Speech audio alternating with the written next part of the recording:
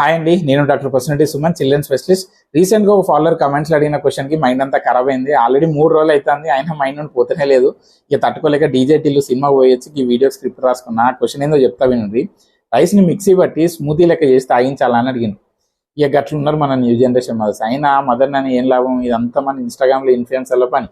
ఎవ్వరి కాలు ఒక ఇన్స్టాగ్రామ్ పేజ్ క్రియేట్ చేసుకుంటూ చేసే అడ్డమైన వెరైటీస్ అన్నిటికీ healthy super duper weight gain food అని ఒక అడ్డమైన క్యాప్షన్ పెట్టరు. ఇట్లనే ఒక వీడియో చూసిన మన ఫాలోవర్ పంపాను. ఆలుగడ్డ, యాపిల్, అరటిపండు, పీస్, ఇంకేవో చెత్త అన్ని వేసి ఉడకబెట్టి దానికి సూపర్ ఎమ్మీ ఫుడ్ అని పేరు పెట్టింది. ఇక చూడంగానే నాకైతే ఫస్ట్ మన ఆవులకి బర్రెలకి వేస్తాం కదా కుడిది, గదే గుర్తొచ్చింది అన్నట్టు. ఏం కాంబినేషన్ పడతాయి మనుషులు తింటారా ఏదన్నా కాంబినేషన్. ఇక తలకాయ లేని వాళ్ళు వీడియోలు చేసి పెట్టుడు, మీరు దానికి సప్పలు కొట్టుడు. ఎంత హెల్తీ అయితే మీరు తిని చావచ్చు కదా. అయినా మీ ఎక్సైట్మెంట్ ఓవర్ యాక్షన్ అంతా ఈ స్టార్టింగ్ లోనే. ఒక్క ఇయర్ కాగానే దమ్మొస్తుందా వంట రూమ్ చుట్టూ తిరగలేక అప్పుడు మనం వండుకునే పెట్టుడు మొదలు పెడతారు.